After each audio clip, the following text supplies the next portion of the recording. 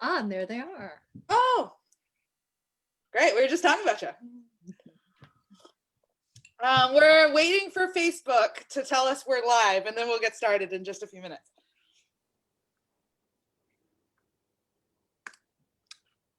And we're live. All right.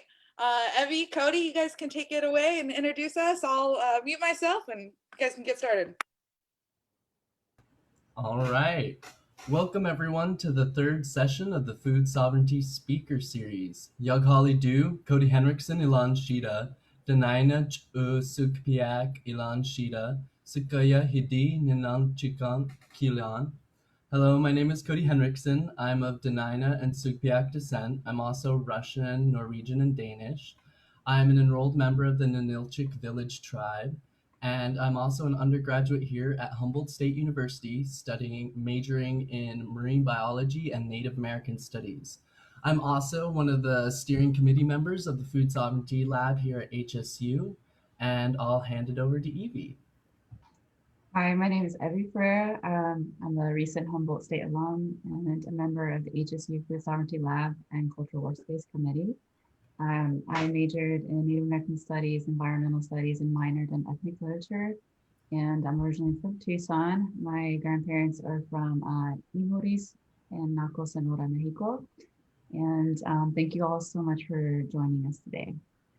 This is the third speaker series hosted by the Humboldt State University Food Sovereignty Lab and Cultural Workspace. And with your enthusiasm and support, the first of many speaker series. This speaker series will continue every Monday throughout November from 1 to 2:30 p.m., addressing a range of perspectives on Indigenous food sovereignty. I'll pass the mic to Cody. And before we begin, we want to acknowledge that Humboldt State University's occupation of unceded Wiyot territory. This territory includes the Wiyot tribe, Bear River Rancheria, and Blue Lake Rancheria. HSU is located in Arcata, known as Gudini, meaning over in the woods or among the redwoods. Wiyot peoples continue to remain in relationship to these lands through ceremony, culture, and stewardship. They are important parts of not only the history of this area, but also in the continuing knowledge of this place. As numerous Indigenous scholars have articulated, land acknowledgements are the beginning, not an end. For land acknowledgements to be meaningful, they need to be accompanied with action. Today, our call for action for all of you is to donate to the HSU Food Sovereignty Lab and Cultural Workspace, and we'll throw a link in the chat for you there. The title of our presentation today is State of Indigenous Food Sovereignty in California. We will be hearing from a panel of speakers, including Megan Baldy, Vincent Medina, Louis Trevino, and Dr. Melissa Nelson. I would like to briefly present our speakers before letting them introduce themselves. Our first presenter today will be Megan Baldy. She is the District Coordinator of Klamath Trinity Resource Conservation, a tribal nonprofit established under the Hoopa Valley Tribe Sovereign Business Codes. Megan also hosts the social media platform Cooking Healthy in Indian Country. Louis Trevino and Vincent Medina will be our second presenters. Vincent and Louis co-founded Macam, which is Cafe Olone, an organization and restaurant focused on reviving and strengthening traditional Ohlone foods and sharing them back with their communities.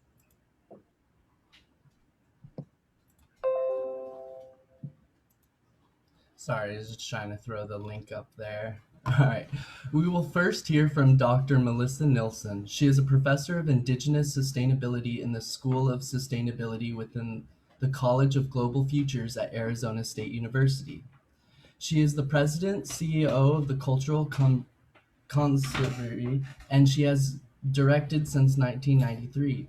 She edited 2 anthologies, Original Instructions, Indigenous Teachings for a Sustainable Future, and Traditional Ecological Knowledge, Learning from Indigenous Practices for Environmental Sustainability.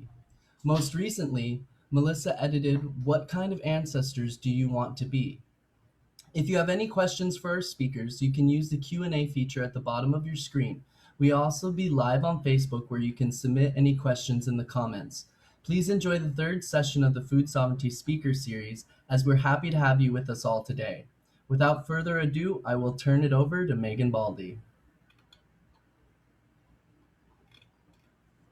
Hi, everybody. Good afternoon.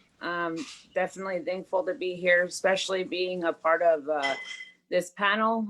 Some dynamic people that I'm co-presenting with and working with. So I'm glad to see Vincent. I haven't seen him in a long time. Hello, good to see you, my friend. I'm going to share a quick PowerPoint with you guys on a lot of the food sovereignty initiatives that we're doing on the Hoopa Valley Indian Reservation.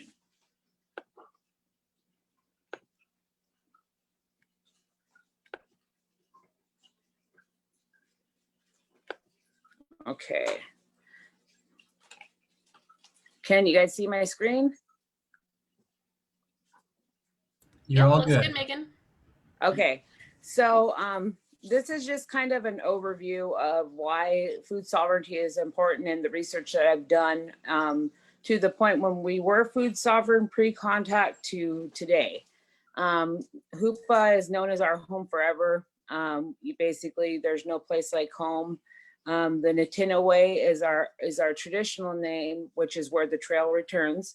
This picture is my daughter. She's actually sorting her bear grass as she's gathering it. So we were known as the Natina Way people. And it basically is where the trail returns. And it's just kind of what I talked to a linguistic tribal member here. And she said, it's basically like what Dorothy said, there's no place like home. And that truly is what it is. There is no place like Hoopa to me. Anywhere I go, I can't wait to get back home. It's nice to go, but I just love it here. Many of you know we are a Northern California tribe. We are the largest land-based tribe that actually has a reservation in California. It's 12 square miles. That's roughly 144,000 acres. We've resided here since time immemorial. We had first contact in 1849 during the gold rush. And the name Hoopa comes from the Yurok people when they referred to us as the Hoopas when they were asked by prospectors, who is the tribe up above you? And as far as I understand, that's translated to that is the upriver neighbors. So that's where we got our name. The Hoopas was from the Yurok people. We were known as the Natina Way, but even more, we were known from our villages. So each one of us had villages along the Trinity River, and you were known by your village. The village I come from is a Kiwi-Nyan or a Hausa field, and it's basically translated to the acorn eaters, which is very, relevant to how much emphasis we put on food. Although we've only had contact within the last 167 years or more, we've seen devastating changes to our food system in the last 40 years. So I'm going to start from the beginning. Our staple food source before contact in 1848 is the year I'd like to use, was the acorn. This nut was diverse. You could store it for a long period of time. It's a superfood. It has so many qualities to it, nutrient content, vitamins and proteins, just kind of everything that you need it. When I talk about acorns, I like to think about it and in a today perspective is like when your kids came home and they ask you, or whenever your kids are like, Mom, what's for breakfast? It would be like acorn and berries. Mom, what's for lunch? Acorns and deer meat. What's for dinner, Mom? Acorns and salmon. So it was a staple food for us. And, just to know how I use acorns now, I just see it as becoming more and more of a staple for my family, just because, it's so easy to maintain it and it's so easy to store it. Salmon is another one of our staple sources. It's a huge protein factor for us here along the river. It's something that we have fished since time immemorial. Sorry. We harvest usually early spring to early fall. There are two different runs, just the spring run and the fall run. And traditionally we built weirs and netted the fish out of the river. Our head man of each village would tell each person how much fish they could have as they fished it out of the weir, and that was basically what we got. It was a good protein source, and it was also storable once we cured it. Due to the abundance of fish and acorns, the Hoopa Valley Indian Reservation was known as a World Trade Center. So local neighboring tribes would come here and we would do a lot of trading. with fish and acorns and just having this robust economic system before contact. Other foods that we have is we gather berries here, huckleberries, gooseberries, raspberries, wild strawberries. There's so many berries out in our hills. We have our medicinals like our teas and our roots. Mushrooms is another big part of our food system. So they're just, they go alongside of our staples. So we were a traditional gathering and fishing tribe. We weren't an agricultural tribe other than maintaining our forest, which is, you know, basically agriculture as well. But we were basic, you know, gatherers and fishermen and hunters. And, you know, when we gathered, we respected and fished and hunt, we respected the environment that we were in and always paid to be a guest in that environment to gather. And we always maintain the values not to take too much. There's certain times of the year that you gather, and there's certain reasons to when you're gathering, whether you're gathering for your household, your family, traditional dances, but you'd always take only what you needed and have that principle, because we are guests and the forest needs food as well. The animals need food and also the spiritual beings. And that's the way that we maintained our traditional foods and not over processed our environment. The same with fishing, the same thing is that same mentality. We only take what we need, and that way it will continue to come back. So where did we start to see this shift in our food system? So back in 1850, there was some homesteaders that came to the Hoopa Valley Indian Reservation for the prospectors that were going after gold. And I believe at that time there was around 45 homesteaders, farmers and ranchers, and just people that were working in our area. They became very afraid of the Indian people. So they called for the federal government. They sent the army in. There was just different things that went on with Indian wars in that time. And basically the way that we were able to survive as we went up into the hills and we were able to live off the land. There's a story about the soldiers putting out bags of flour to bait us out of the hills. And when they would come back to that bag of flour, the flour would be dumped out and the bag would be taken. So we found more value in the utility of that bag than the flour that was in it. This picture right here is 1877. It's actually outside of Fort Gaston. As you can see, these Hoopa women are sitting here. And, you know, when I look at this picture, it really just touches me because of how resilient and how humble these women must have been at that moment, knowing that, you know, they had to make sure that we are here today. You know, it's very a humbling sight to see. I don't know if these women were prisoners. I don't know if they were waiting for rations, but I know that they're outside of Fort Gaston right here in Hoopa, California. And just to know during those times after the wars and just how the Hoopa people were treated, I can't even imagine what these women went through to be sitting there today. You know, one thing that has been a devastating thing to our communities and to our food systems in general, not only here in the Hoopa Valley Indian Reservation, but across the nation, is the Dawes Allotment Act. This was to assimilate Native American people into farmers and make them good Indians, right? And so each Indian was given 40 to 160 acres in size for them and their children to do agriculture on, to raise cattle, so that the rest of the land was set aside or robbed from us. So we were given a small amount so that the rest of the land could be robbed, right? Agriculture at that time became a way of life for the Hoopa people. Many of our elders and our grandparents talk about having food cellars during that time, canning pantries. Home preservation was like totally a part of the lifestyle. When the Great Depression hit, a lot of elders said that they didn't realize we were in a depression because there was so much abundance of food.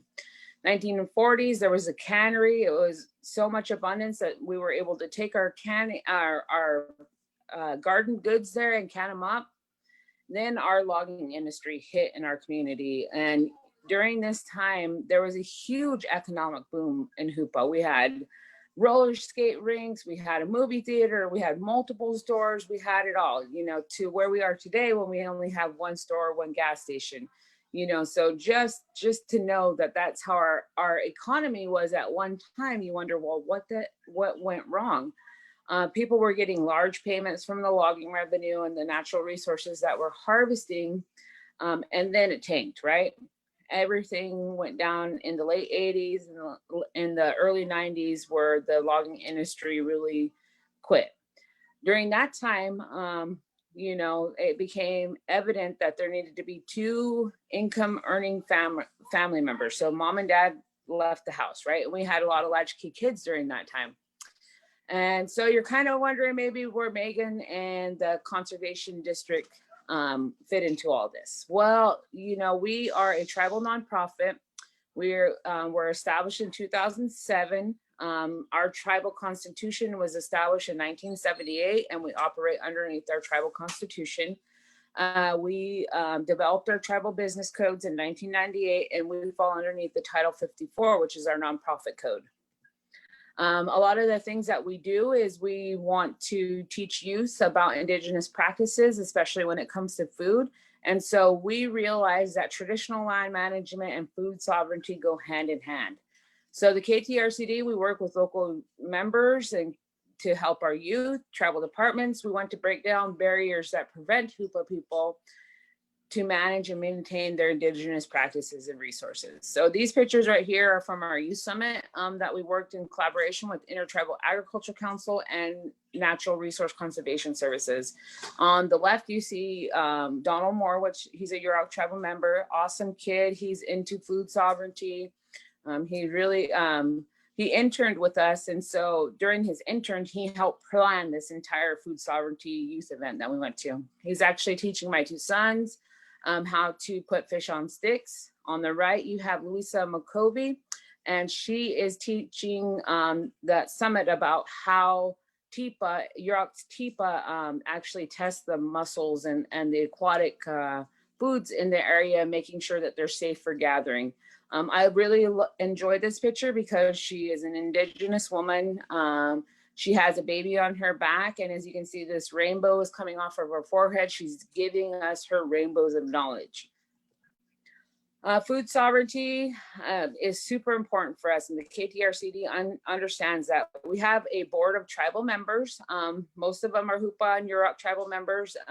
They are a volunteer board, and they understand that food sovereignty is important, so that's why they volunteer. The tribal people know and understand the need for their own people to be fed, right? We see that as a necessity and as a need. And how do we get to where we become food sovereign again and overcome these barriers, right? That's the resiliency. This is Hoopa resiliency right here. You know, continuing to work with the youth, continuing to work with the community on maintaining these practices when it comes to our food. You know, teaching kids how to flay salmon, teaching them how to preserve salmon, teaching them how to properly gather huckleberries, how to gather berries and make preserves with those things. That's something that is total out and out Hoopa resiliency. We also help Hoopa producers and tribal members and non-tribal members with their land management. If they want to develop a conservation plan, we will help them get in touch with NRCS, start the planning process with them, walk them through the steps, you know, and trying to overcome that barrier where a native producer would have a federal agency come onto their property to help with the vision of their land. You know, those two things, there's a lot of barriers in it when we talk about a federal agent on an Indian person's land. You know, and so we like to help to break down those stigmas that may prevent them from accessing a resource like NRCS. You know, I have to practice what I preach when it comes to food sovereignty. It's super important to me and my family. So, you know, this slide right here shows us, we actually my kids raise and we butcher our own hogs. And we've been doing it for the last 5 years. I have 6 kids. Food's super important to all 6 of those kids. They can eat a lot and they love pork. So they raise the animals, they raise them in a good way. We know what goes into our food, and they are also learning how to butcher it all. Just to, be on this panel with you all and just kind of gleaning information from each and every one of you guys. This is what's super important to food sovereignty and how we can get it out there. We need to share our gift, right? We all have gifts. I have a really good gift of cooking, and organizing things. And I like to share those gifts all the time. And everybody might not have the same gifts as me, but they have an important part to play in this food sovereignty. Up here on the right, you can see these kids were at the Pacific Region Summit. These are a lot of the Hawaiian kids that were with us. We also had kids from California, all over, in Nevada. And they were actually at Talawa's community garden, and we were helping them plant in their community garden. On the right here is my daughter and one of the chaperones of the Pacific Region Summit, and she's teaching her how to braid bear grass. Even though she's younger, she's actually helping and teaching and sharing her gift of what she knows and her knowledge with another person. So that's just kind of my little presentation in a nutshell. If you have any questions, this is my contact info, and I will turn it back over to you all. All right, thank you so much for that. And next we're going to hear from Luis Trevino and Vincent Medina. Okay. Orshatuhi Hamenya, good day to you all. Kanakrakat Vincent Medina. My name is Vincent Medina, and I'm an East Bay Ohlone man. And Mishich Tuch Ime Makam Inkatom Makam Karakt Luis Trevino Kait Mai Kakon Tahuya Achistai Pire in Karukachia Misich Haukin Imentakamuish Vincent Medina in Kashuninin Ime Shatu Shakai Rote Chiat Imentakamuish. We're grateful to be here. Louis and myself, we are both Ohlone people. We come from different Ohlone communities. My Ohlone family comes from here in the East Bay, right where we're speaking from, an area called Holkin, where my family has always lived.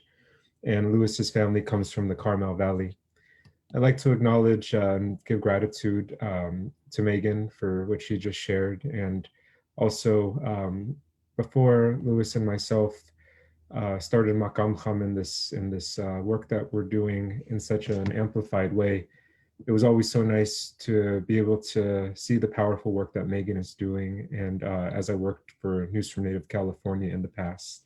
So thank you, Megan, for what you just shared. And also Melissa Nelson, a good friend and somebody who we care about and respect greatly as well. It's a really nice panel to be on. So what Louis and myself just shared with both of you in our respective languages, Chochenyo for my family and Rumsen for Louis's family, is good day to you all. We're grateful to be able to share some of the work that we do to keep our food strong and listen to our elders to see our traditional foods grow stronger. We're going to share a presentation with you of some of this work so you can see it with your eyes, and also to be able to have a conversation afterwards when there's Q&A, and we're sure it will be fun and lively with the panel that we have. So we are the co-founders of Makamkham, and Makamkham in Chochenyo language, so the East Bay Ohlone language, it means our food. And in September 2018, we opened Cafe Ohlone, which became the first Ohlone restaurant in modern times. We say modern times because we don't want to say that there wasn't a restaurant or something all the way back, before contact, before colonization. And it's very likely, that there could have been something like that. But in modern times, this is the first one that exists. And it's something that we take very seriously, that we do very intentionally, and that we're very proud of this work as well. And this is our logo, by the way, and it has an Ohlone basketry pattern that comes from our area with the Valley Oak acorn arwe, which we use to make our acorn bread traditionally. And the crow and the quail are our favorite birds as well. So just want to start off by showing an image of Sunday. So much of this work that we do, it's so centered on community. So we started Makamham in September 2017. We started Cafe Alonis a year after in 2018. But the reason why we started this work was we wanted to listen to the deep love that our elders have for our traditional foods. We saw how successful our languages were revived, strengthened, and became spoken again, passed on intergenerationally, with our elders leading that work. That gave us a lot of inspiration and a lot of motivation to see how healing could take place. We both come from long lines of family that have always done exactly that. Since colonization and hardship came, always found innovative ways to keep our culture moving forward, even in some of our hardest moments. They are our elders and our ancestors. They always kept things moving for us, and they refused to let our culture get away. They always kept these things close, even if it meant keeping them in hiding at home and not sharing them publicly. So when we listen to our elders and we get to see how much has been healed since colonization came and all that destruction and suppression, it gave us a lot of hope for what else is possible after we saw our languages grow stronger. We started to see our stories become renewed, and also those stories become passed down intergenerationally to Ohlone families again. We saw, before we started this food work, our religion began to go through another revival period where traditional religion became stronger and more people started praying in the roundhouse way and the traditional ways, which gave us a lot of hope as well. And we thought to ourselves, when we started to ask our elders about these traditional foods that they loved eating, how wonderful would it be if we could see these foods grow stronger? But our elders, they're the ones that lead this work because they're the ones who ate these foods. They're the ones who we look up to. They're the ones who allow all of this to be. So anything that we talk about today, all credit goes to them and to those generations before us who always made those sacrifices so that we can be here. This is a photo of Sunday, and it really makes me feel good when we look at this collective group. There's elders, there's young kids, there's everybody in between. And this is a small glimpse into some of the work that we're doing. It was over in Livermore where we were gathering black walnuts, playing hand game and staves, sharing our creation. If you look in the back, far in the background, there's a mountain that's peeking out. And that's Tushtak, Mount Diablo is what it's called by many people nowadays. But to us, it's always Tushtak. That means the place of the day. And that's where, for us, our world began after the Great Flood.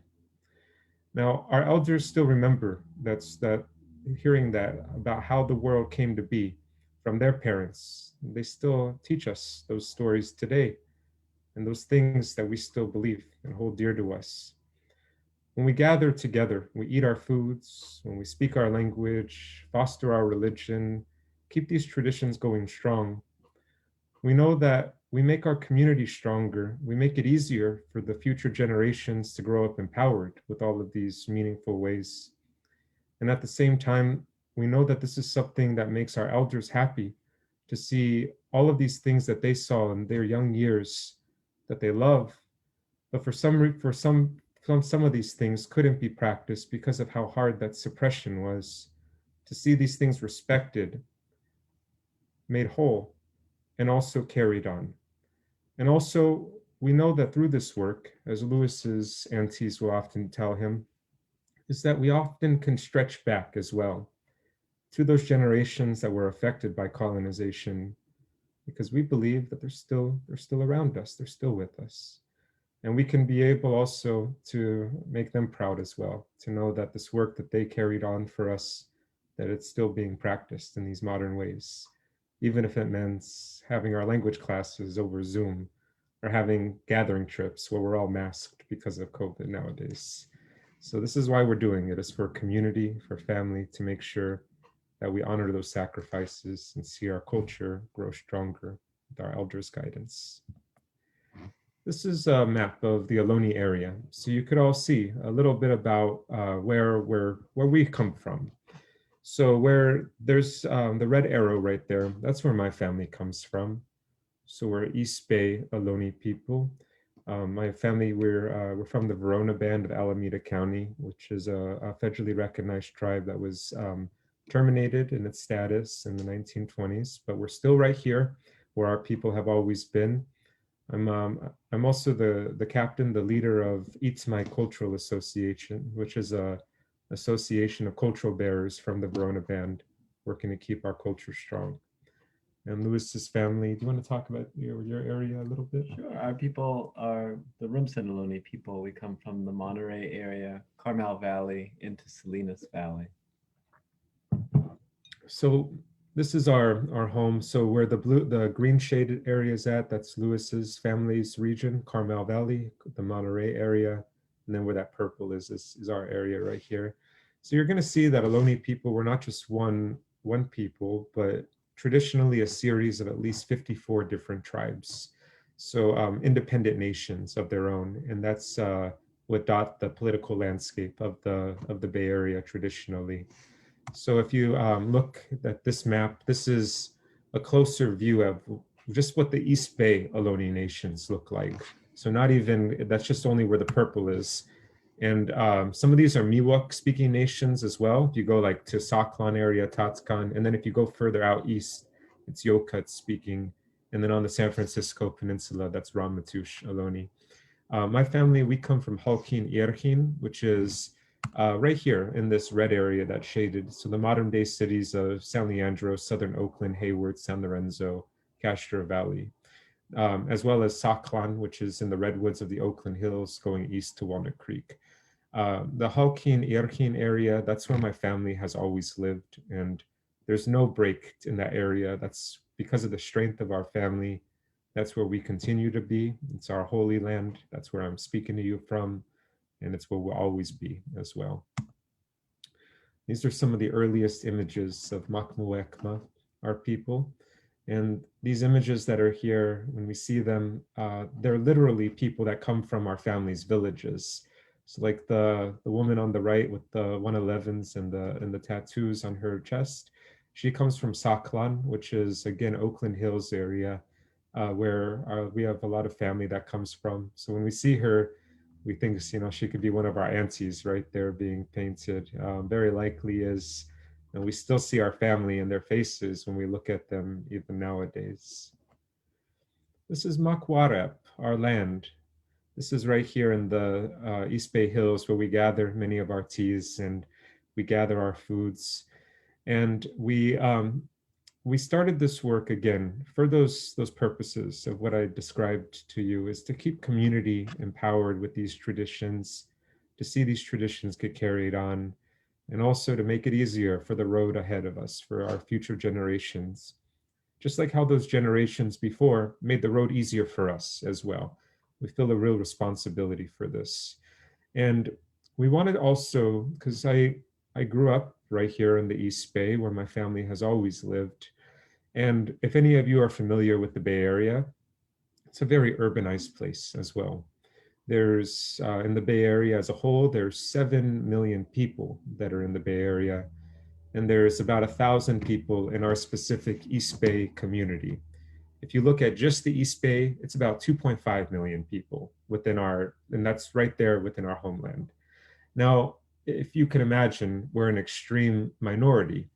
That doesn't make those connections any less, but it just means that there's a lot of other people around us that we often have to amplify our story as an urban tribe to make sure that people know that we're here and that our culture is alive, because when they know that we're here and that our culture is alive, they respect these things in a different way. They're less likely to desecrate our shell mounds. They're less likely to destroy our sacred sites. They're more likely to stand with us as allies and friends if they know that we're around. We started to do this work with our elders, listening to the foods that they grew up with. And before we started any public work, we had a large feast to these foods. We made our traditional foods. We had a 3-day camp out over in the Livermore Hills where we made acorn soup. We had venison, our native berries, hazelnut flour. We had our mushrooms, and we had it centered around a storytelling revival, which was happening during that time. And we camped there for 3 nights. And one of the things that we saw when we did that, and it was a large group of people from many different lineages in our community, what we saw was that people really loved these foods. They started to crave them. Like we saw elders like pouring acorn soup on everything that they had around them. We saw how much people loved the teas. We saw how these foods also brought a lot of memories back for our elders. Like we have an auntie Dottie, she's gonna be 90 next month. She's one of those matriarchs of our family, and she started to talk about the rosehip tea, mamakwa, about how good that tea was, that her mom always had it for her when she was a young girl. And then she started to talk about other foods she remembered. Like she was talking about the sweet meat of the red-breasted robin, how sweet the meat was, how good it was. Then she started to crave it. And as she started to talk about the feathers on that bird and how beautiful they are, she started to think about our baskets, Aloni feathered basketry, which are some of our finest baskets that are made, the feathered baskets. Now, if you ask anthropologists that are out there, they'll say that Aloni feathered baskets stopped being woven during the mission times 200 years ago. But Auntie Dottie, she knows that that's not true. She knows that our baskets kept being woven in our family all the way when she saw them in the 1940s as a girl. So it's one of those reminders that food brings back a lot of memories. It connects people to our past, and it makes people feel good as well. We started to think about how could we create a space within our urban homeland where we could be able to create a physical space for our people where we feel seen. Now, for so long, these foods, they could only be really eaten inside of our homes, and also we could really only see our culture represented the way that we know it, that it should be represented for so long inside of our homes as well. There were very few tangible reminders out there in this urban landscape that Ohlone people are here. And as a result, it can create a lot of feelings of invisibility and isolation.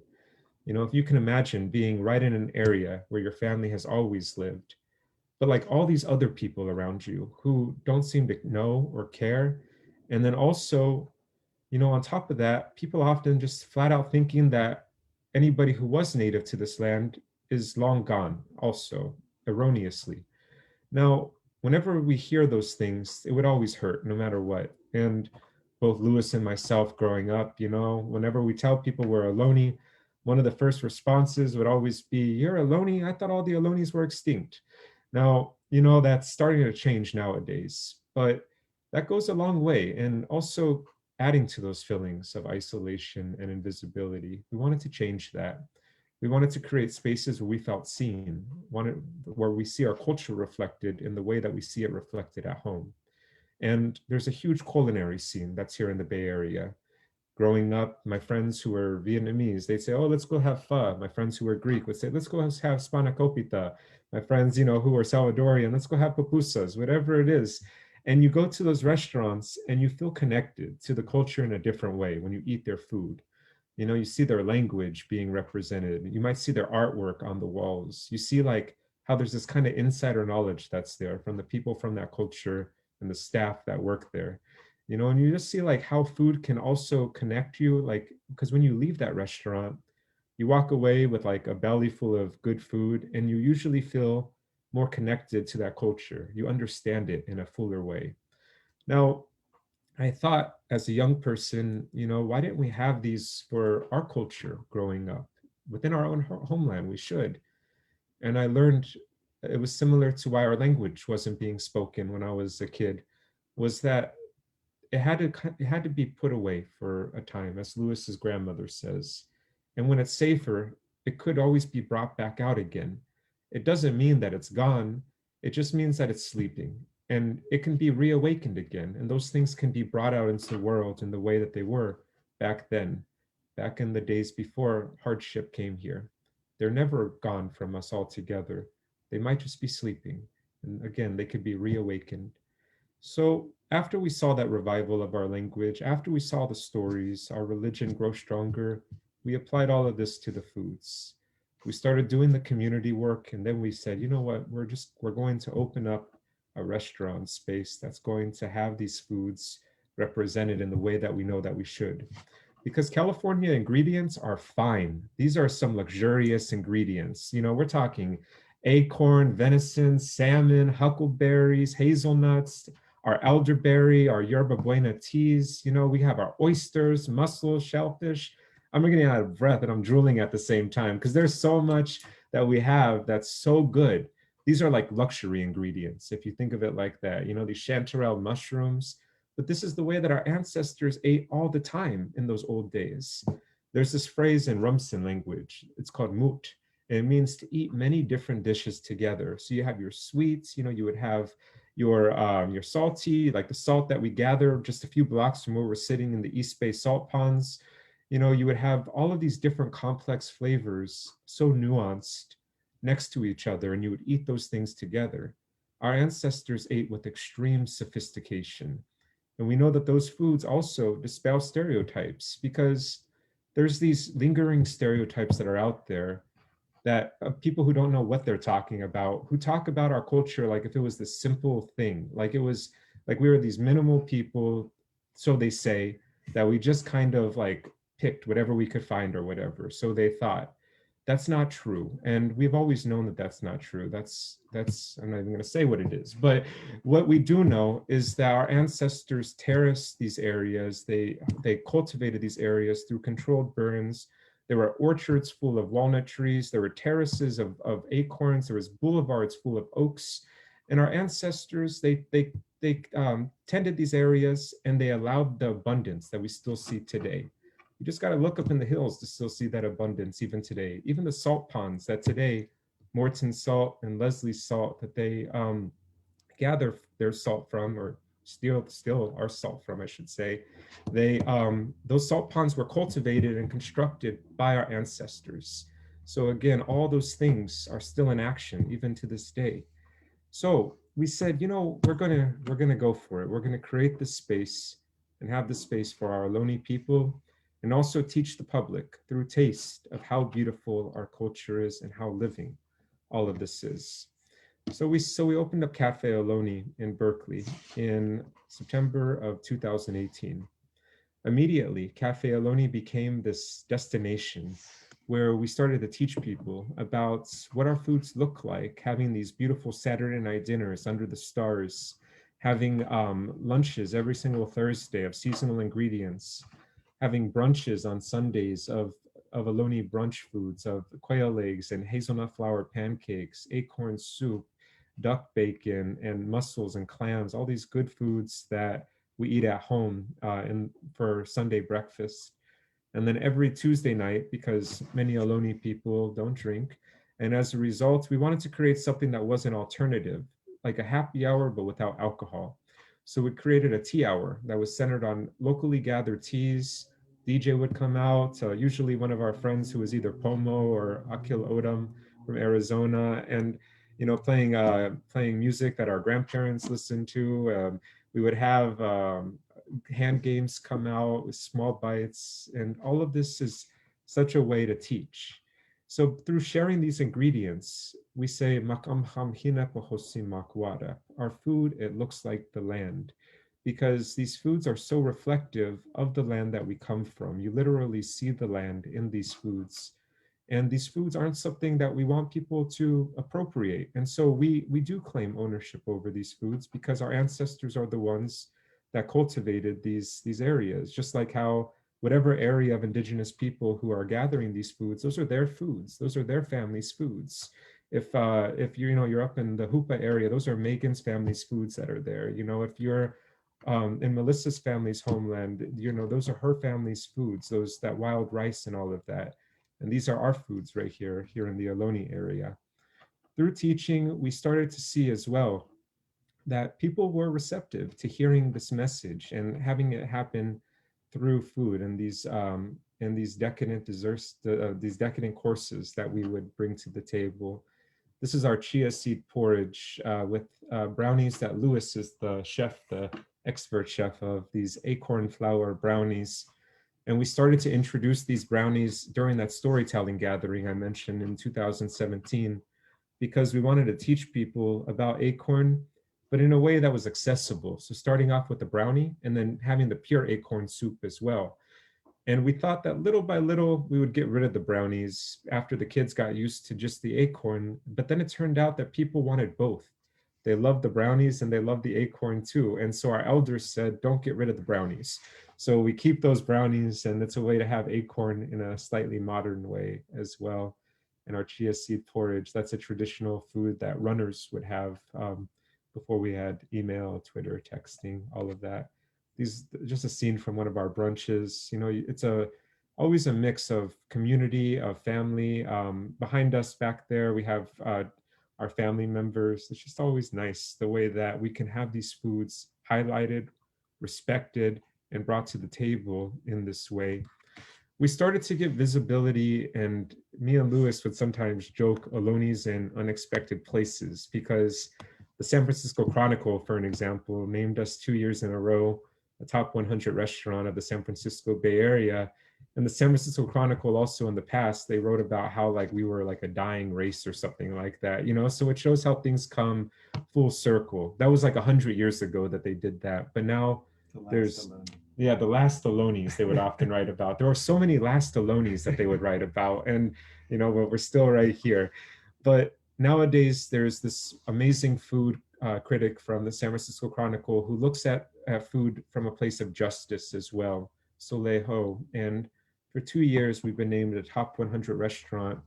And we don't say, you know, that this isn't expected anymore, because we know that we have a right to be in these forums, a right to be in these places, because these foods, they're worthy of being celebrated. One of the things that these foods also do, and something that is a particular pet peeve for me and Lewis, is that there's often this notion out there of California cuisine, mostly by white chefs and white foodies. And what they'll often think is that you can kind of add anything that's local, that's grown and maybe in a sustainable way to anything. You know, you can add a persimmon, you can add some goat cheese, you can add an avocado, as long as it's local, and call that California cuisine. And that's harmful, because what that does is that just adds to this whole manifest destiny kind of mindset, which erases everything indigenous from California. The truth is that California has an established way of being, multiple established ways of being. California has an established culinary scene that exists before colonization. And these foods that we prepare, these are what these foods look like. This is the front page of the San Francisco Chronicle's food section, about highlighting how this is true California food from this region that we're in. That's a bay nut truffle with a dried wild blueberry, blackberry, thank you, with a leaf of Indian lettuce. We never call it miner's lettuce, always Indian lettuce, or urore en chocheño. The New York Times did a piece on us. Again, we always are just wanting people to know that California cuisine doesn't start with places like Chez Panisse. It's something that goes back much, much, much further before Chez Panisse, even the language of that even existed. So this is the New York Times doing a piece on the work that we do. And it's wonderful to get to see such visibility in these places. This work has also allowed us to travel, to be able to share this message on an international platform, because with our friend Melissa Nelson, who's here, we're part of Slow Foods Turtle Island, which is this wonderful collaboration, association of Indigenous chefs, people who are doing work, who are agriculturalists, farmers, foodies. And this is in Torino, Italy, where we brought, along with other Indigenous chefs, we smuggled in yerba buena and bay, and we brought our traditional foods to Italy, where we had a feast there for over 200 Italian people, and introduced our culture over there so that people can know that we're alive here in California. And interacting with the Ainu community in Hokkaido, Japan last year before COVID. And this is wonderful Hiroko, who's right there. And they dressed us in their Ainu robes. They're an indigenous community from northern Japan. We brought acorn from our Auntie Billy, who's Northern Sierra Miwok, leached it for them because they're also acorn eaters. And they were able to eat acorn for some of them the first time in their lives, even though they've known it's part of their tradition. They were also suppressed very hard by colonization. And they're a wonderful people that we're really grateful to be able to interact with. This food, it builds bridges, which is so important in a time where people are trying to divide us and put walls between us. This food, it bridges us together, and it reminds us of how Indigenous people all around the world, how much we share in common with one another. This is Louis and Tana, Alicia Adams Potts, who's Maidu and Chimawavi. This is at Cafe Aloni. One of the things I love is being able to show what our contemporary culture looks like, you know, and just how beautiful it's all been carried on. Those are some of Alicia's family's baskets right there. And to highlight, you know, what our culture looks like in modern times and how rooted these things are. It's a very good thing. This is one of Louis's relatives right here, Lydia Bojorquez. And Lydia, she grew up eating so many of these foods as well. And this is at a feast that we were doing. And it reminds us of why this work is happening right now, you know, for our elders to see all of those things that they carried on grow stronger. And we look at this photo, it was just snapped by somebody who was taking photos, and you see how proud that she looks. And it makes us feel proud to know that our elders, that they're able to see this, lead this work, and see these things grow stronger with their guidance. Again, in a community gathering trip where many of us didn't grow up empowered with these foods. Many of us didn't grow up speaking our language, not because of anything that is the fault of anybody around us except for colonization. Again, colonizations would suppress those ways, but our elders, they always kept the memory of those things alive. They always kept those things going in whatever way they could, even if it meant writing them down in archives, even if it meant keeping them in family notebooks. They allow us to keep this work going. They allow us to speak our language, eat our foods, see our culture made visible, work to carry on the powerful work that they've carried on for generations before we arrived. And again, for that reason, we feel an obligation to them, a beautiful obligation, to make sure that we make them proud. We make sure their sacrifices are never in vain, and we carry on this work for future generations also. And I'd like to just end with this video right here, which is relative.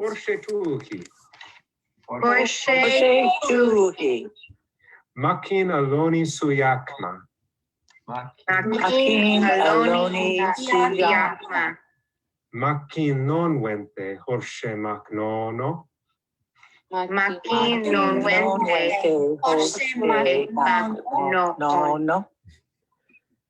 So I want to just end with that. We were saying, hello, Jorge Tuhi. We are a Loni family, and we are right here speaking our language. Nowadays, our language classes every week are over Zoom, and being able to see our people empowered with all of these things, it keeps us full in every way possible. Food is so connected to culture, to language, to religion, to land, to ancestors, to future generations, to everything. It's all interwoven together. We're proud to be a part of this. Again, all credit goes to those generations before us. We're just trying to do what we can in this moment to make them proud, make the road easier for the next generations coming up. Thank you all. Makisorshe Makinan. We're grateful to share these words with all of you today. Thank you.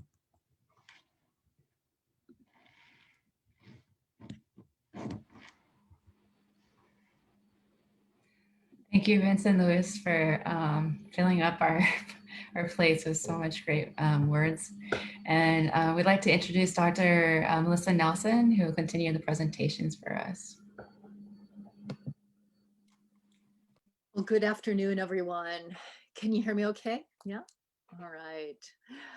Buju Nindinwe Maganatug, Melissa Nindigeni Kaz, Makunzi Gabuik, Idash Nindigo, Nin Anishinaabe Ikwe, Piju Dodame, Mekanak Wajiwing, Turtle Mountain Chippewa, Nindunjiba, Amino Bimadaziwan, Amiu Miigwech. I said, hello, everyone. Greetings to my relatives. And thank you so much, Megan and Vincent Lewis, for those beautiful presentations. I really feel like I don't need to say anything else.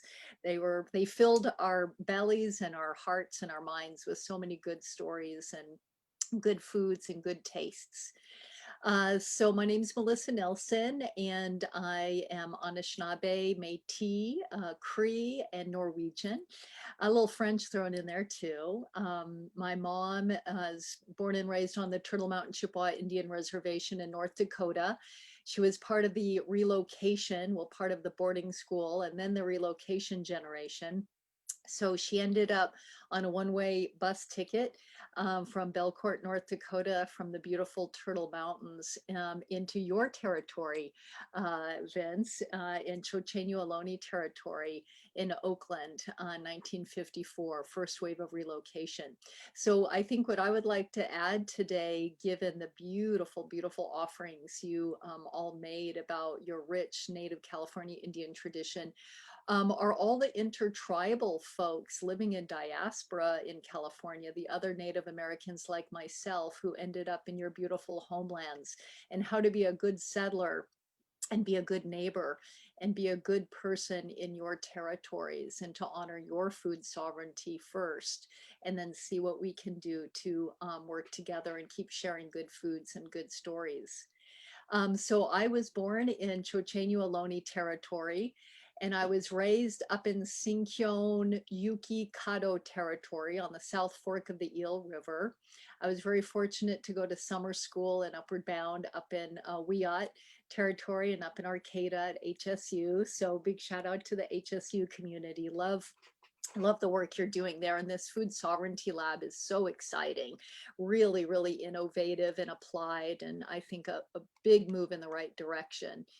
And so I've been raised in your territory and feel so honored to be there. This picture here of the Mendocino coastline, the Lost Coast, is where I grew up. Fortunately, my dad is a construction worker, worked with a lot of local Pomo and Hupan folks, and they would bring us out sometimes surf fishing and abalone gathering.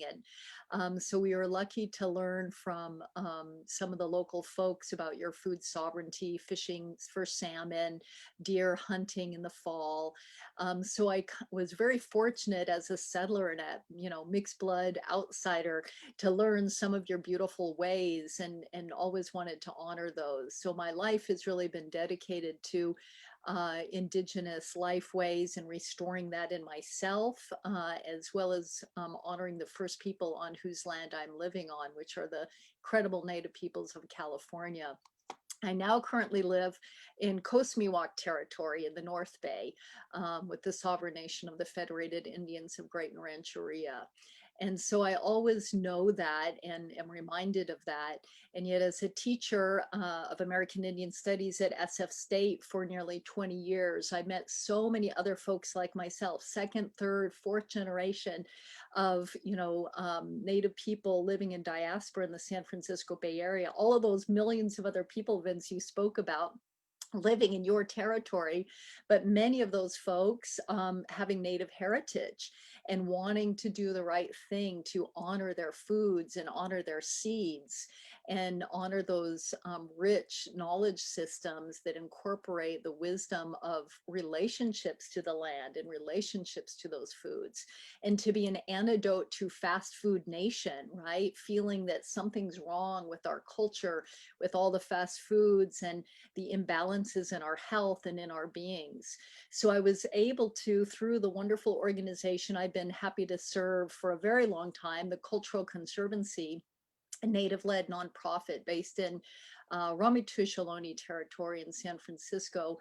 We've had a thriving Native Foodways program for a couple of decades, and we work with always honoring the first peoples of the land wherever we are, the Ohlone or the Coast Miwok in the Bay Area, to really recognize your traditional knowledge, your traditional foods, your particular ways of harvesting and honoring your foods, and then to honor the intertribal community and to learn how we can work together to share about food sovereignty and what that really means. So food sovereignty in California is always about honoring the first peoples, wherever you are, the Hupa, the Yurok, the Karuk, the Chochenyo Ohlone, the Ramaytush Ohlone, and to really recognize their sovereignty and self-determination for those foods, and to try to open up land, right? To open up land, to return lands to your people. That's what sovereignty is about, so that you can have your lands back to do what you need to do with your beautiful lands, like this coastline right here, right? The Northern Pomo, this is their coastline. You know, it's now in a state park with public access for all peoples. But I think the future of food sovereignty in California is really honoring those traditional gathering rights and access rights for the first peoples, whether they're federally recognized or not, to be able to access and gather their traditional foods. As you both have demonstrated so well, Megan and Vince, that when you restore those foods, you restore your culture, you restore your lands, your ceremonies, all of that goes along with it. So I would say some work we still need to do is in honoring food sovereignty in California is being an advocate for traditional gathering rights for the first peoples in our so-called public lands, all of the state parks and other government lands that currently are open to all people. But I think that Native peoples need kind of first right of refusal, certainly for gathering rights for those acorns or bay nuts or whatever they may be, salmon or seaweed, or certainly abalone, so many of the foods that have become endangered. So I would say that's a really important move to go towards. And the second one is opening up urban spaces. As Vince and Lewis know, they've been out to our Indian Valley Organic Farm and Garden, a beautiful partnership with the College of Marin Indian Valley campus, where we grow all kinds of beautiful Native American food crops from our intertribal community, who bring their hands full of seeds. We grow oneo, we grow Iroquois white corn from our dear sister Kaylina Bray, who is from the Haudenosaunee, the Seneca Nation.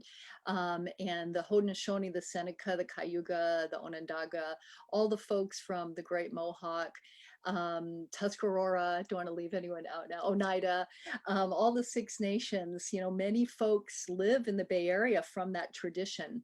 And to have safe, clean land, organic soil, not poisonous soil, to grow your sacred seeds is so important for us, so that we can stay connected to our identities and our nutrition and that spirit food that feeds our souls and our ancestry, and that, you know, blood memory, as some people call it, is really critically important. So I'm going to I don't want to take up too much more time because you guys said it all. I just wanted to add a few things that weren't shared, but I do want to show you a few photos of some of my traditional foods. And let's see here, where are we? What are you guys seeing here? Do you see food? Let's see, where did this? Yes, we do.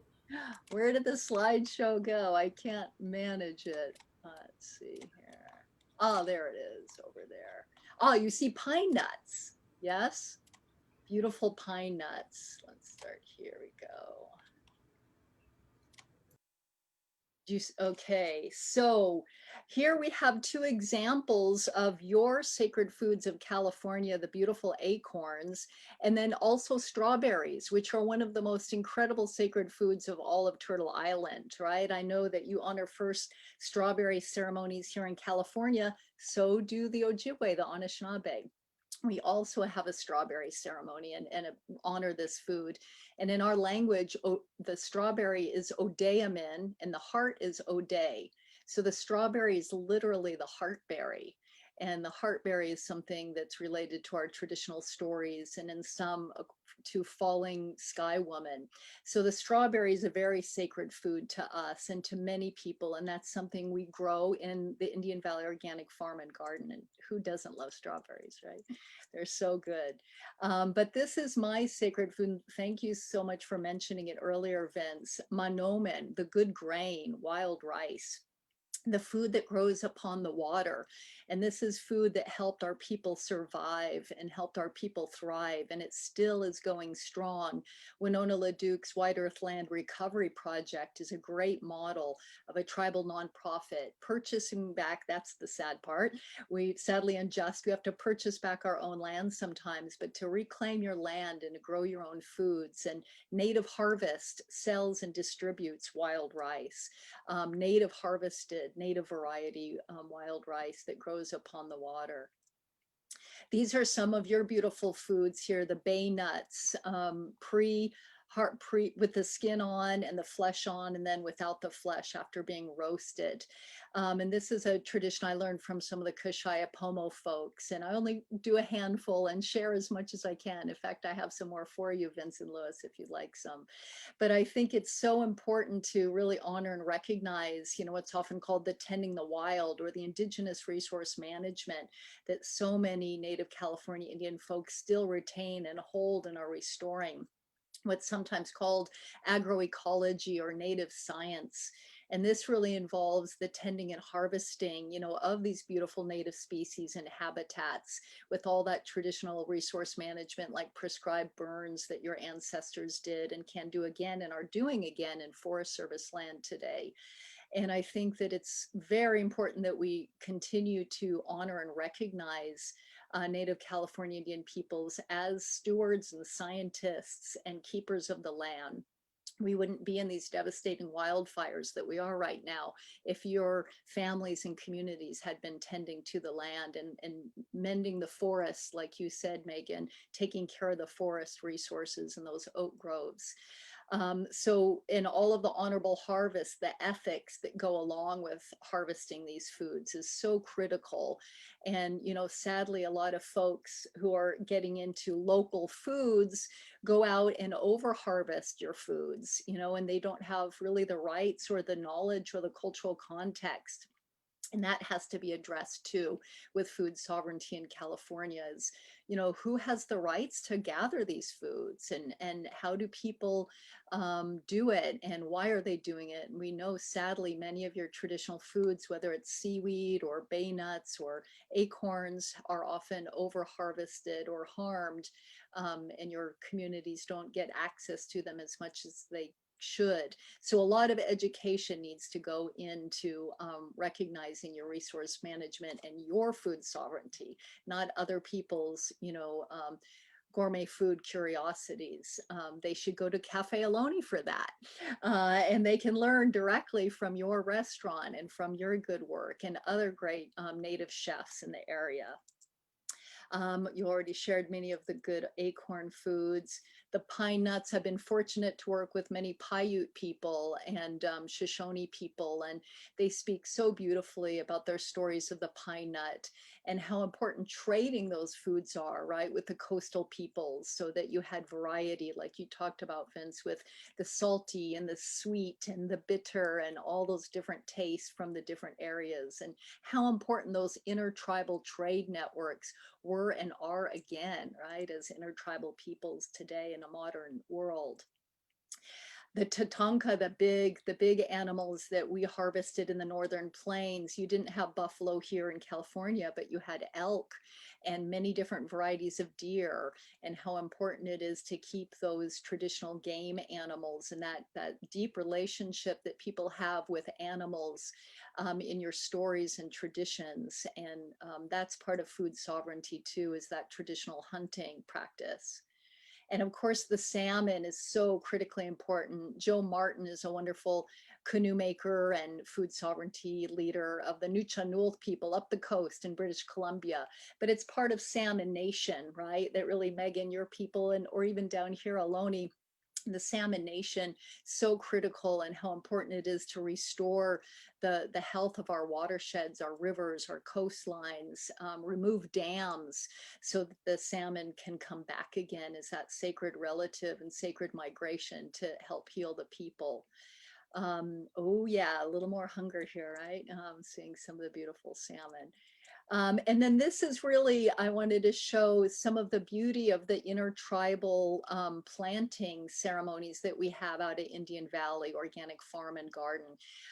Intertribal and people of all walks of life, honoring and recognizing our relationship to soil and our relationship to seeds, and the sanctity of seeds and protecting them from genetic modification and protecting them from poisons and keeping our seeds strong and healthy, because they are the source of life. So urban gardening and the food justice movement are really good allies as well in recognizing the food sovereignty of California Native peoples.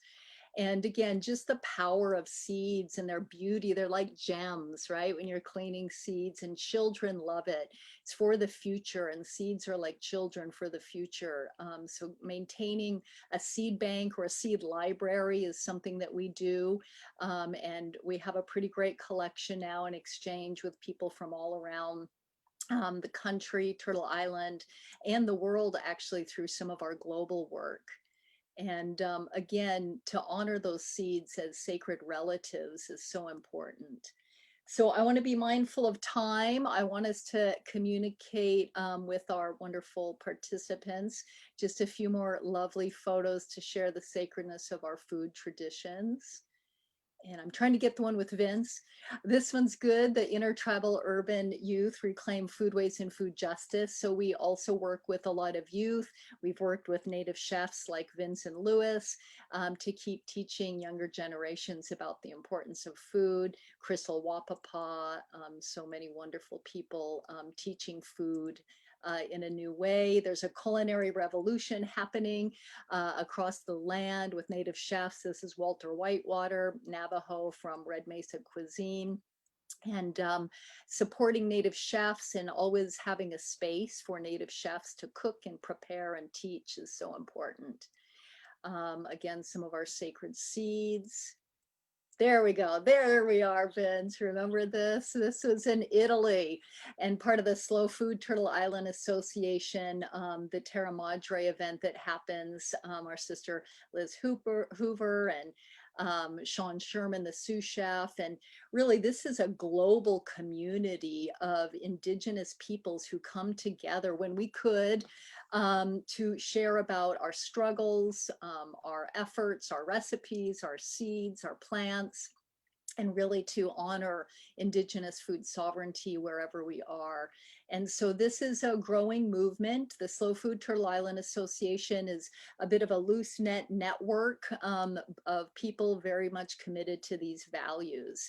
And we're connected to the larger Indigenous Terra Madre network, which is a global network of other great folks doing similar food work. So I just wanted to show that great fun picture to close, and thank you all for your wisdom and your teachings.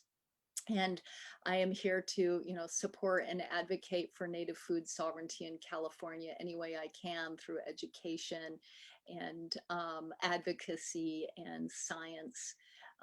But mainly it's about community, and it's about our collective health, the health of Mother Earth, and the health of all our relations. So Chimigwech, thank you.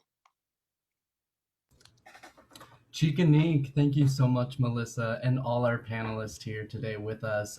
You shared so much amazing, great information, and I'm sure everyone in our audience is very grateful, as I know I am.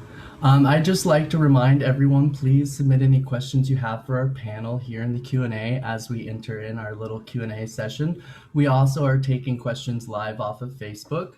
But just to get started, I know all of you talked a lot about your work with teaching newer generations their traditional foods, and I was just wondering if you could talk about a little more the importance of that and the importance of our traditional foods as a tool to communicate our culture, history, traditions, and language.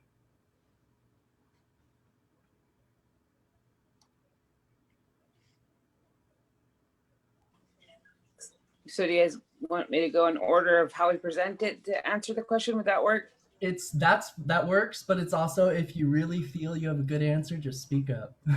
Okay. Yeah. Well, with my own children, my own family, we want them to be really connected to their indigenous foods. And the reason being is because when we are gone, me and their father, they're going to be the ones here to protect it, right? And they're not going to protect something that they don't love. And so we teach them the values of all their indigenous foods and their indigenous practices, because we know that they're going to be that voice for the next generation, and to carry on those traditions. But also, the more that you get into food sovereignty and you're dealing with the federal government and USDA in general, we want to have more of our youth in positions where we can go to USDA and see another Native person there and be able to talk to them about Native issues, especially when it comes to our resources and our food management. That way they understand us, right? They'll understand more of the complexity of Indian communities, especially dealing with land in general, just the allotments and fee land and tribal trust land, that's a big barrier in Indian country. So the more that we can get the youth involved in these types of things, and hopefully in the future, we're going to see more and more of our youth and our people integrated into these programs. Thank you, Megan. Did you have anything you wanted to add, Vincent Lewis? You're still muted. For this question, I think Megan answered it very well. Thank you, Megan, for what you just shared.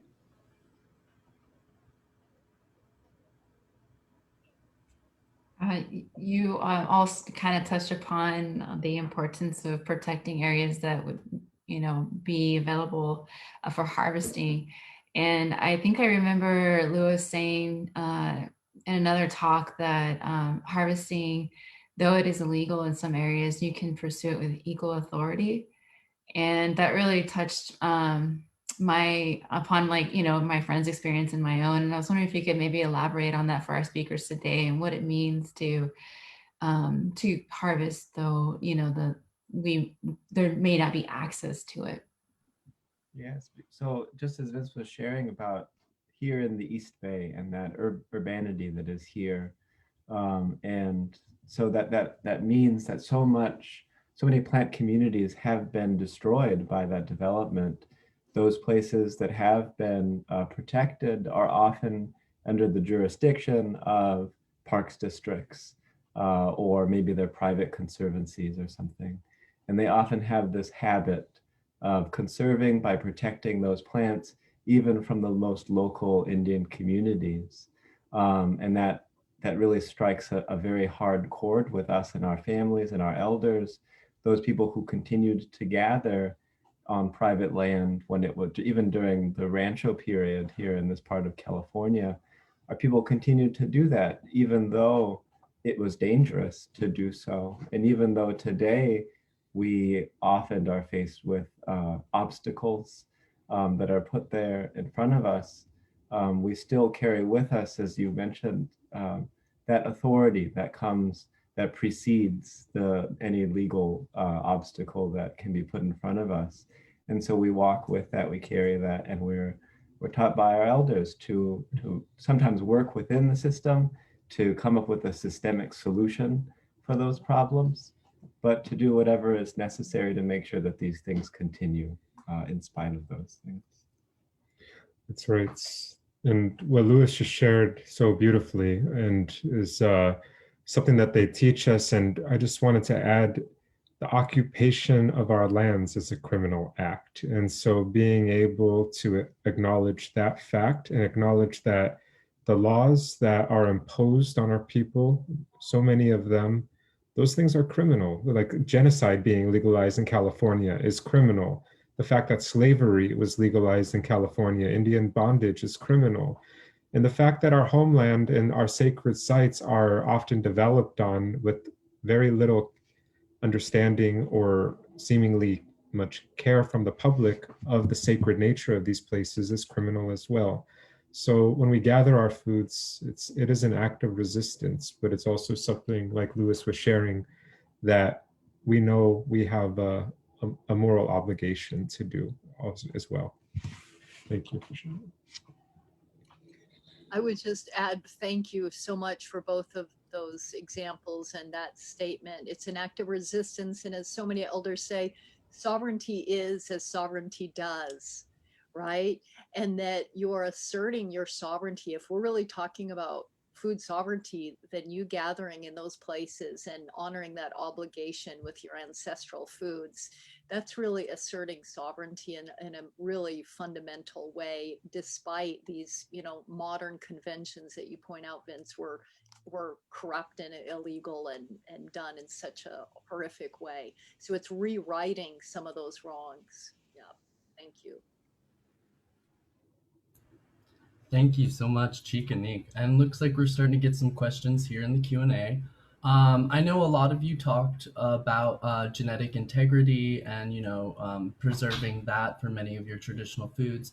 And Cecilia is wondering, with genetic engineered salmon trying to go to market right now, are there any advocacy efforts you are involved in regarding this issue? Would there be an interest in collaborating with grassroots campaign to stop genetically engineered salmon, like block corporate salmon? And what is your perspective on genetically engineered salmons or other foods?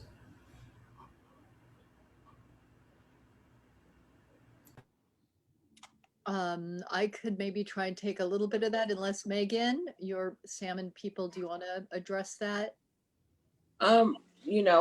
We've seen the devastation of these genetically modified organisms in our indigenous fish community for a long time. And one great thing that we have in Hoopa is that our Hoopa fisheries director is a Hoopa person.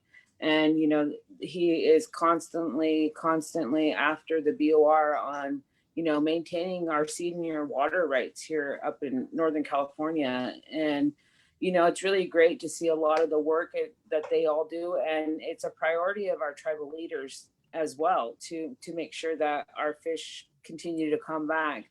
With the water that's being shipped out of here and funneled down, we are seeing some pretty unhealthy salmon come through.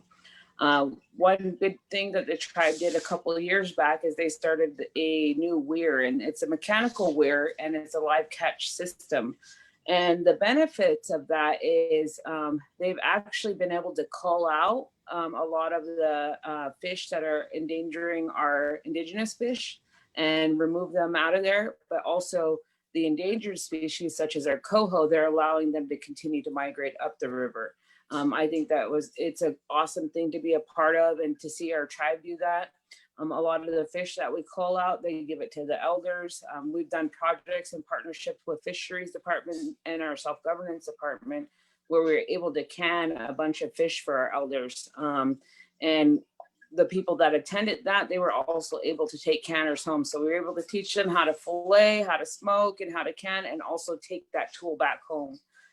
And so we see it as super important for us as Hoopa people to continue to have our fish migration and to, begin to take out these, I call them Frankenfish, because we have no clue what they are, right? And they're just cooked up in a lab somewhere and, put into our indigenous population. And it's very devastating. We're seeing that today. Yes, I just put a couple of links up for the Center for Food Safety. They are warriors. They're non-native warriors, lawyers who are adamantly opposing genetically modified foods. And there was a recent federal court case that found genetically modified salmon unlawful. So we need to really uplift that recent ruling and, educate consumers also about farmed fish and GMO fish that have been released. There have been already some out there. There's always going to be pressure for genetic modification of our foods. They tried it with our sacred wild rice. They certainly have done it with corn, sacred maize. They've done it with taro or kalo, the Hawaiian traditional food. And so I think we have to hit it from many different angles, organizing, science, policy, but really educating consumers as well, to not purchase and to boycott these kinds of foods, which also brings us to labeling and better policies about labeling. And the FDA, we know who they often get their money and direction from, and have been opposed to labeling genetically modified foods. So, we have been eating them for generations actually without knowing it, without any consent. So this is a really important area to enter into for some of you students who have the interest in genetics and science and policy. A lot more work needs to be done to protect the sanctity of those native foods.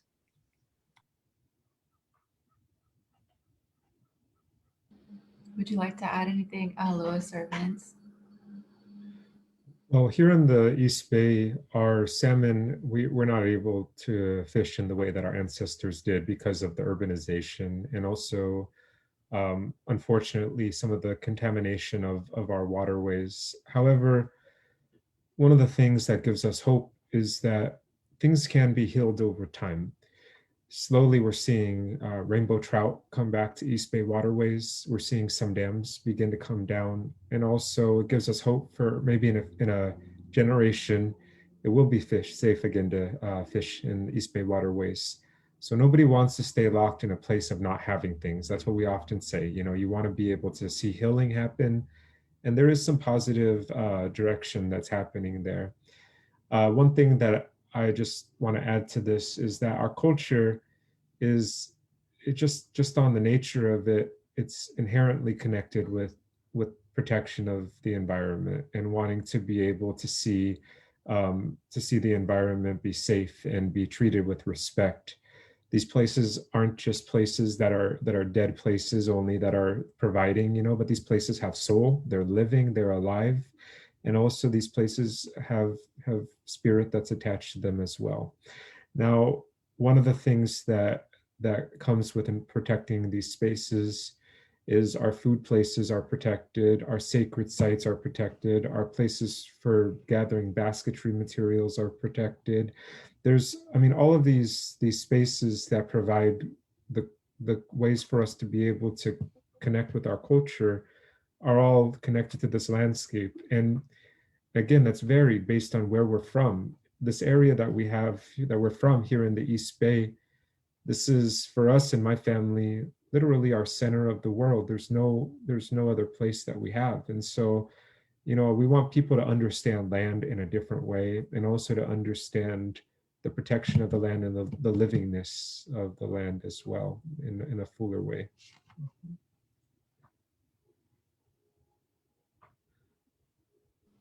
Thanks for adding that part.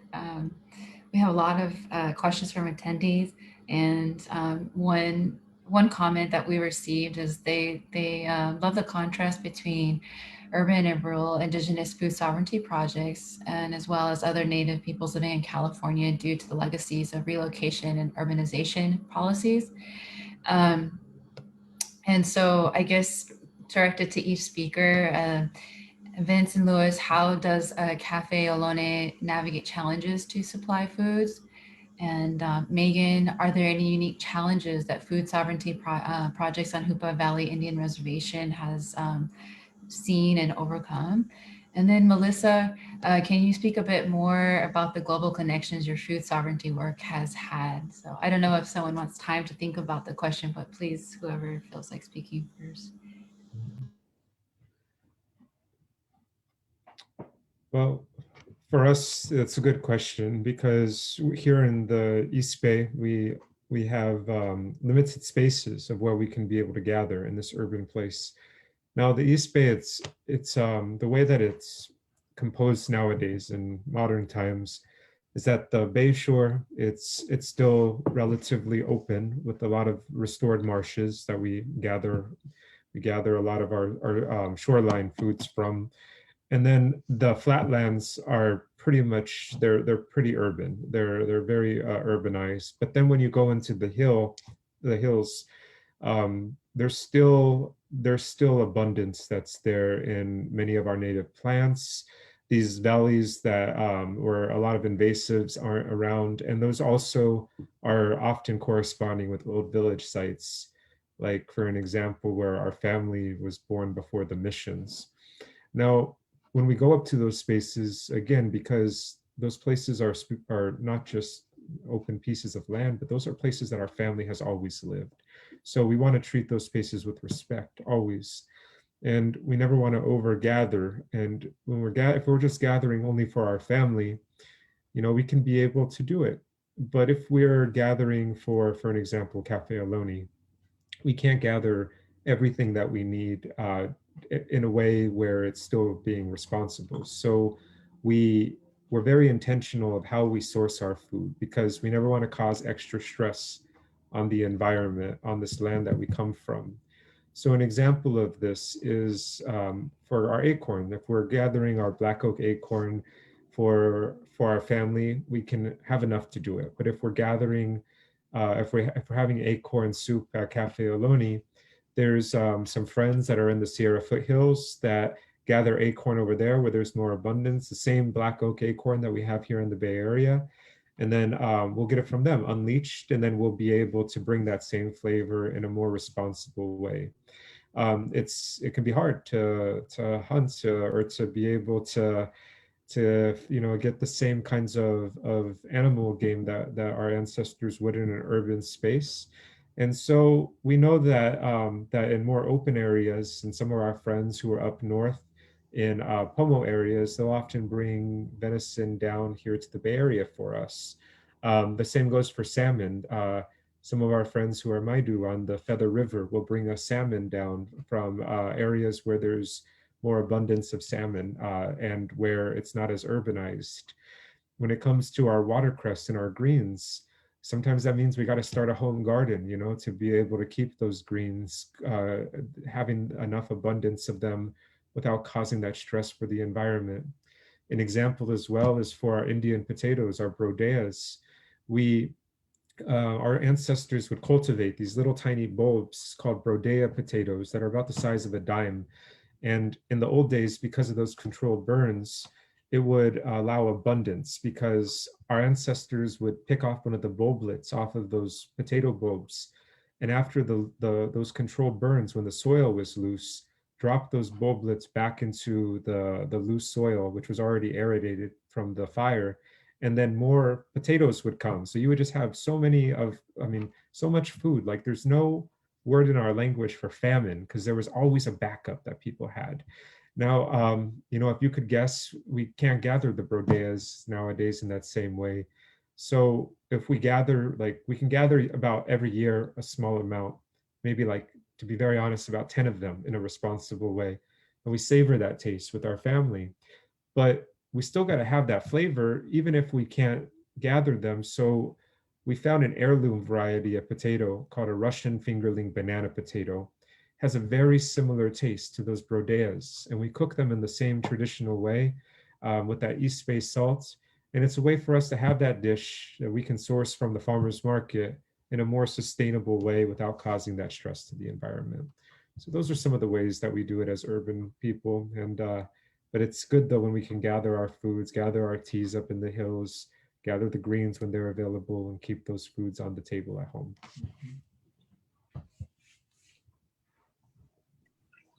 So in regards to a lot of the food sovereignty initiatives, I feel like the barriers that I do see is just like with getting people to understand Native people. We don't fit in a box, right? We don't need a check next to our box either. So a lot of times when I'm dealing with like USDA agencies, they're trying to check off that, oh, I consulted with a Native person, or I consulted with a tribe.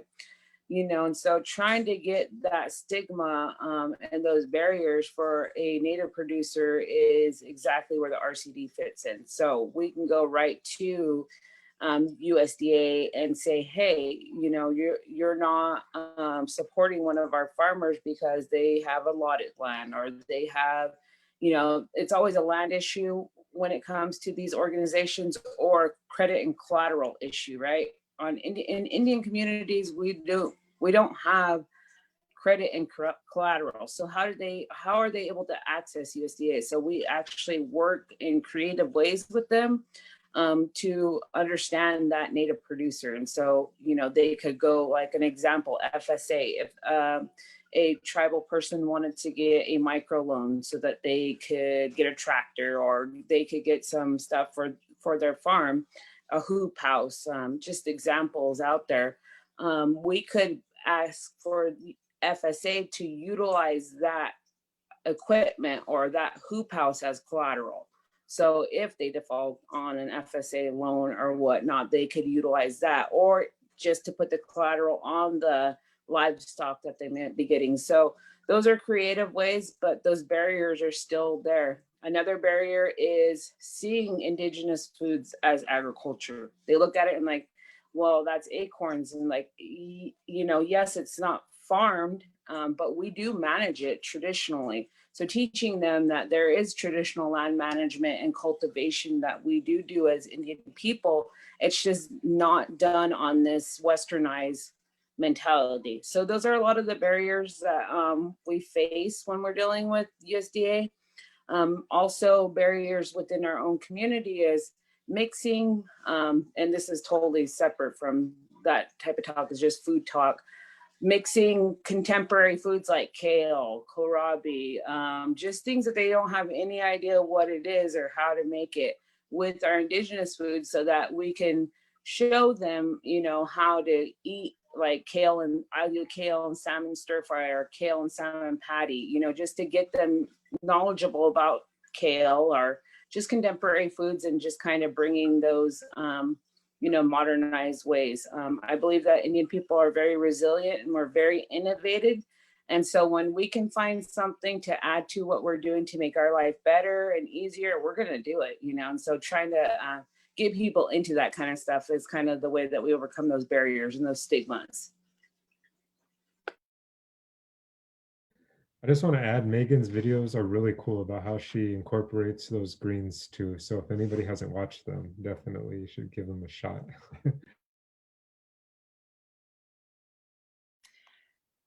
How is time? Shall I share just a little bit about the global question that was asked? Yeah. Yeah, we have time for that.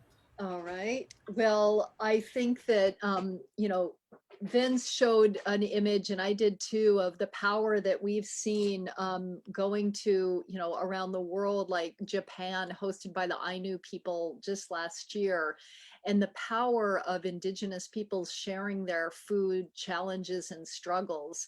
When Vincent Lewis prepared and made traditional acorns for the Ainu people, and he tells that story more beautifully than anybody. But the power of it and the tears of joy of seeing the Ainu elders like taste acorns sometimes for the first time, knowing that it was a traditional food of their people. That's just invaluable for restoring, you know, identity and health and well-being for the people, and the stories and the language. So, you know, whether it's the acorn people of California and northern Japan coming together, or the corn people of, you know, Santa Clara Pueblo, and the Mayan people of the Yucatan coming together and sharing their corn recipes and their corn stories with the different varieties of corn. Or if it's, you know, a hunter, you know, a Maidu deer hunter talking about how he cures his meat with a Sami reindeer, you know, herder up in the north, and the salt that they use and the different ways they dry the meat and cure the meat. It's just invaluable. And you see this unity of indigenous peoples that is so beautiful with amongst all the diversity. And we also share our struggles, you know, of allotments and land loss and devastation and invisibility, and what we do to overcome those, whether it's through media or through education or through science or through politics. And, you know, we don't think about everything all the time. And when we hear these global examples from other indigenous peoples struggling similarly, it buoys the spirit, right? Vincent Lewis, I mean, we come away and you just feel like your spirits are filled, your tummies are filled, and you know that you have more resources and more people involved in the struggle, and you have a bigger network of solidarity and of kinship that you can rely on. Oh, those Hawaiian folks, they got rid of genetically modified food on the island of Kauai. How can we do it for Humboldt County? How can we do it for Alameda County, right? So it's just an important way to honor those ways that we always shared knowledge and seeds and traditions, through our trails and through our canoes in the ocean. You know, we are people of sharing, right? If there's anything, Indigenous peoples are people of sharing, and when it's done in a good way, in an ethical way, there's no stopping us, right? So that global Indigenous food sovereignty network is one to keep cultivating and building and growing, because I think we are seeing many positive changes happen because of it. So that's why I'm involved with it and why it's so important, but always linking the local to that global, right? It can't be a colonial thing. It's always rooted in the specificity of local Native peoples. Can I add just one thing to that? Do I have a moment? I just wanted to say of what Melissa just shared. Thank you, Melissa, because you just described so beautifully in like this work sharing in it, and you're like a superstar on the international scene too. So it's really nice to get to travel with you. And one of the things that we saw when we were there in northern Japan was Lewis and myself, because we leached the acorn that was prepared by Auntie Billy, Kimberly Stevenot, and they had an acorn song, even though they didn't eat acorn, they didn't grow up eating acorn, that they would sing to their babies. And as we were leaching the acorn, we were talking about how far our communities are from one another, but how connected these foods are, even though an ocean separates us. And something that I believe, was it Akiko that said that? Remy, yeah, something that Remy shared, which was she's Okinawan, so she's Ryukyu from Okinawa, from southern Japan, but also indigenous to a particular island group. And she reminded me, and it was so beautiful, was that the ocean isn't something that separates us, but it's something that brings us together. And it's just one of those things where we would see the elders there. They reminded us so much of our aunties here in California. Like you're just reminded of how many commonalities that we all share together, and it brings us closer.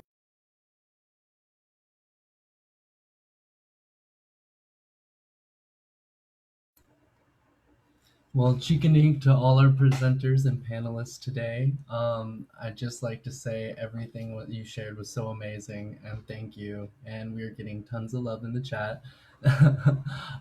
And we'll give it to Evie to wrap it up. Yeah, thank you so much. The gratitude can be felt, and I'm pretty sure everyone's gonna click out of the Zoom room ready to look up so many of the things that you mentioned.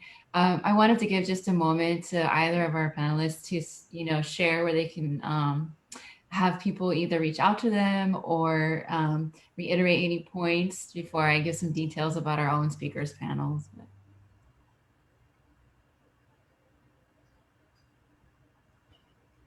I just wanted to just put out there that although being food secure is a lot of hard work, there is a lot, of things that people don't see behind the scenes that you do with your family, and, like raising animals or gathering it, and, all the physical work that goes into it.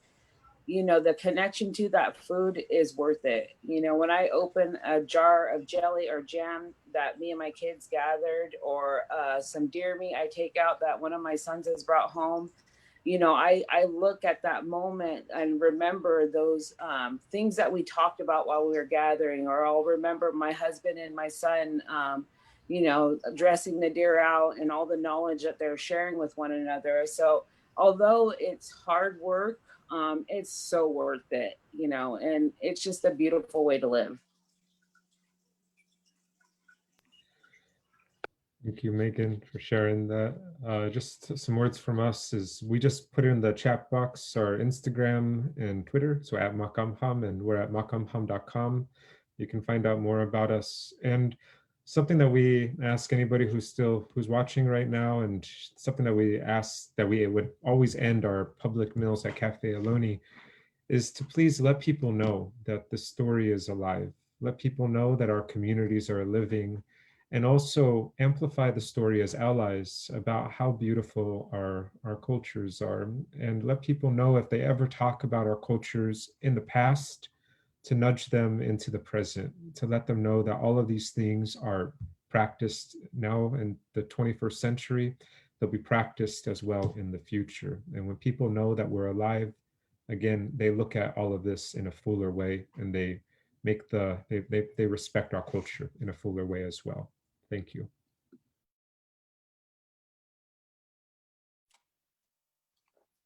Thank you. I just want to say thank you. Those were beautiful closing words. So Chimigwich for this opportunity and for all of your amazing work and your interest in this important topic. So Chimigwich.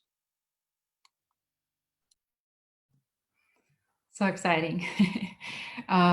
Just a reminder to all our viewers and listeners, you can recap on kind of just listen in again to Vince, Lewis, Melissa, and Megan through our YouTube channel, HSUNAS, or through Facebook as well.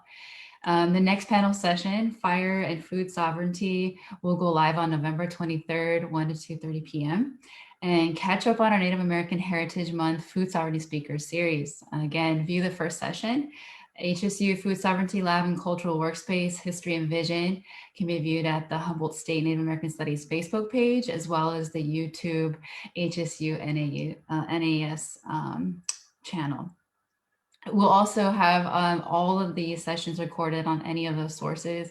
And if you have a moment today or tomorrow, we would appreciate if you could look us up or consider donating. Any support is always appreciated, and any feedback is always appreciated as well. And we thank you for joining us today, and we look forward to next Monday. So we appreciate it.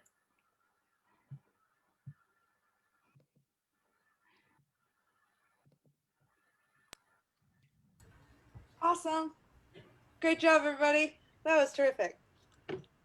We did it. Woo! Oh man. We'll see you soon. Not our best ones yet. All right. Bye. Good work. Bye.